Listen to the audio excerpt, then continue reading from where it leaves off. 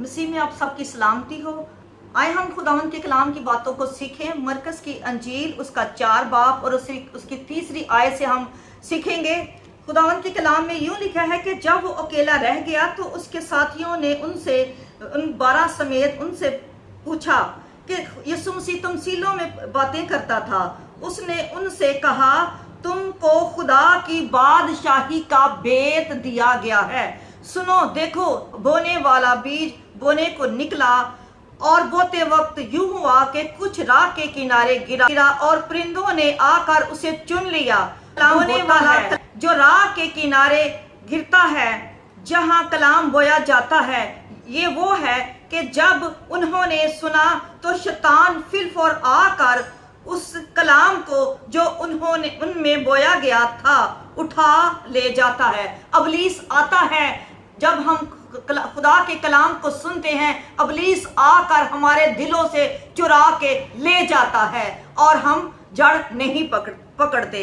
आगे खुदावंद के कलाम में लिखा है कि और जो कुछ पथरीली जमीन पर गिरा, जहां उसे बहुत मिट्टी ना मिली और गहरी मिट्टी ना मिलने के सबब से जल्द उग आया, और जब सूरज निकला तो जल गया और जड़ ना होने के सबब से सूख गया।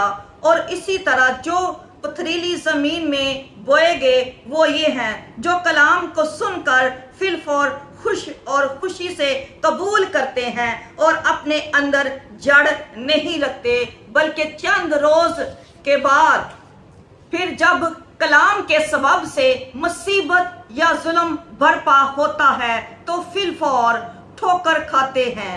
और कुछ झाड़ियों में गिरा और झाड़ियों ने बढ़कर उसे दबा लिया और वो फल ना लाया। और जो झाड़ियों में बोया गया वो और ये है, वो जो कलाम को सुनते और दुनिया की फिक्र और दौलत की फरेब और चीजों का लालच दाखिल होकर कलाम को दबा लेता है, वो बेफल रह जाते हैं। हम अपनी जिंदगी में खुदा के कलाम को सुनते हैं, लेकिन दुनिया की फिक्रें हमें आकर उस कलाम को दबा लेती हैं। हमारे अंदर दुनिया का लालच और फरेब हमारी जिंदगियों में दाखिल हो जाता है और वो कलाम जो हम सुनते हैं, जो हम खुदा के घर में जाते हैं, वो बेफल रह जाता है, हमारे अंदर जड़ नहीं पकड़ता। आगे खुदावंद के कलाम में लिखा है, और कुछ अच्छी जमीन पर गिरा और वो उगा और बढ़ा और फला, और कोई 30 गुना और कोई 60 गुना और कोई 100 गुना फल लाया। उसने कहा, जिसके सुनने के कान हो वो सुन ले। Hallelujah, praise the Lord. क्योंकि खुदावंद का कलाम हमारी जिंदगियों के लिए राह के लिए चिराग है और हमारी आंखों के लिए रोशनी है। जो इस कलाम को सुनता है, जो खुदा के कलाम को अपने दिल में रखता है और जड़ पकड़ता है, वही बहुत फल लाता है। आज हमारी जिंदगियों में फल होने चाहिए। हम अपनी जिंदगियों में खुदा को अव्वल दर्जा देना चाहिए। जब हम खुदा के कलाम को सुनेंगे तो हमारी जिंदगियों में कायम रहेगा, तब ही हम फल ला सकते हैं। बहुत से ऐसे लोग हैं जो खुदा के घर में जाते हैं और कलाम सुनते हैं और कहते हैं कि बहुत अच्छा कलाम सुना, और जब चर्च से बाहर निकलते ही उनके जहन दूसरी तरफ चले जाते हैं, सोचों में चले जाते हैं, फिक्र में चले जाते हैं। वो कलाम वहीं का वहीं रह जाता है और वो फल नहीं लाते।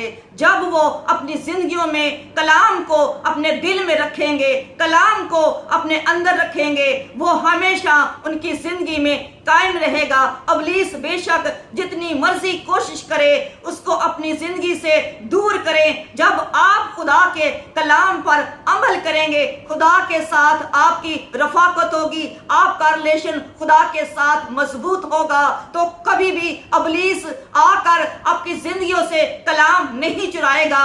वो हमेशा कलाम आपकी जिंदगी में फल लाएगा और वो 100 का 100 गुना फल लाएगा। ये खुदा की बादशाहत का भेद था। जब हम खुदा के कलाम को अपनी जिंदगी में قائم رکھیں گے, ہمارے اندر یہ کلام جڑ پکڑے گا, تو تب ہی خدا کی بادشاہت میں ہم داخل ہوں گے. کیونکہ یہ خدا کے کلام میں لکھا ہے کہ یہ خدا نے اپنے بادشاہت کا بید ہم پر ظاہر کیا ہے اس کے وسیلہ سے. کیونکہ جب ہمارے اندر بیج بویا جاتا ہے, خدا کے کلام کا بیج بویا جاتا ہے, اور یہ بیج جب جڑ نہ پکڑے گا تو ہم بے پھل رہ جائیں گے. جب اس کلام کو ہم سنیں گے اور اس پر عمل کریں گے تو تب ہی ہم 100 گنا پھل لا سکتے ہیں. اور خداوند آپ سب کو بہت برکت دے اس کلام کے وسیلہ.